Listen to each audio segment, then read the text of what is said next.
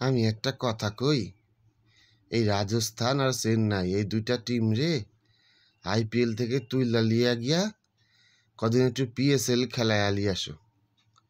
এটা খেলছে, রাজস্থান এটা খেলছে, হে 12 ওভারে 100 রান করতে পারিলাই বলো। আগে দুদিন একেবারে 9 রান করতে পারে নাই, তাও একদিন নয় মানলাম স্টার্ক বল করতেছিল। একদিন আবেশ খান 9 রান আটকা দিয়েছে। হে এটা টিম হইল একটা, এগুলো ব্যাটসম্যান। আর মালিক বলতাছে তোমরা আমাদের ভরসাগুলো খেয়ে ফেলাইলে, তোমাদের ভরসা কইরা আমি টিম বানাইতে বসাইলাম, এটা তোমরা টিম বানাই দিলে।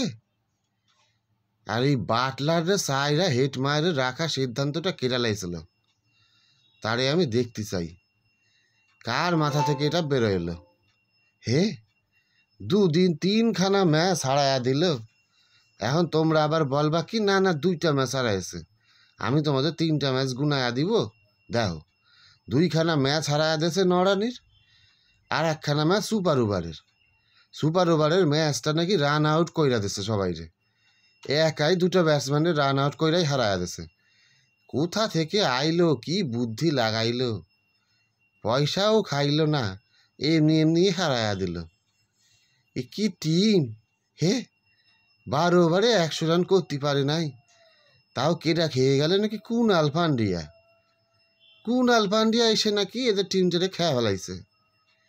পৃথিবীর প্রথম স্পিনার বাউন্সার বোলার, সে নাকি এদের এসে খেয়ে ফেলাইছে। হে কুনাল পান্ডিয়ার বলিংয়ে সে যদি 2টা বল করে 4টে বাউন্সার মারে, আর তার বলে নাকি গিয়া এরা উইকেট দিয়ে ম্যাচটারই খেয়ে ফেলাইছে। হে এ কি করে সম্ভব হইল? রাজস্থানের টিমে সূর্যবংশীকে আউট হওয়ার পরে ওরে বড় বাবা কইছে, বাবা একটুখানি আউটটুক খেলতে পারলি না, এইটুক রান করে আউট হয়ে গেলি, সব বলে কি মারা যায়? সূর্যবংশী বলে বড় দাদাদের দেখে সে কোলা, বড় দাদারা খেলে ওদের দেখো। সূর্যবংশী কয় আমি একে কি বলতাছো, বড় দাদাগুলো নি খেলতে পারে না, একবারে 9 রান করতে পারে না। দুই দিন নাকি 9 রানে হাইরা গেছে, আমারে 2 বল দিলি যথেষ্ট ছিল। কি বলবো, এই হলো টিম। এই টিমের থেকে নাকি আবার ন্যাশনাল টিমে যাইবে সবাই। আর আমি কি কালকেও ভাবলাম ওই রিয়ান পারাগ আর নীতিশ রানা খেলে দিবে ওদের দুজনের পরে। খেললো মাত্র 20 না 25 কইরা করলো, ও দিয়ে কি ম্যাচ জিতা যায়?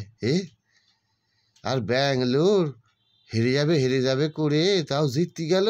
আর ভাই আমার একটা রিকোয়েস্ট রাখো, বিসিসিআইকে কেটা বলো একটা কাপ ব্যাঙ্গালোরে এমনি দিয়ে দাও। ও ভাই আর লিয়া যায় না, যেদিনকে খেলা দেখার মুড থাকে না, যদি ব্যাঙ্গালোরে খেলা পড়ে ব্যাঙ্গালোরের লোকগুলো নেয় সে কি জ্বালায় রে ভাই।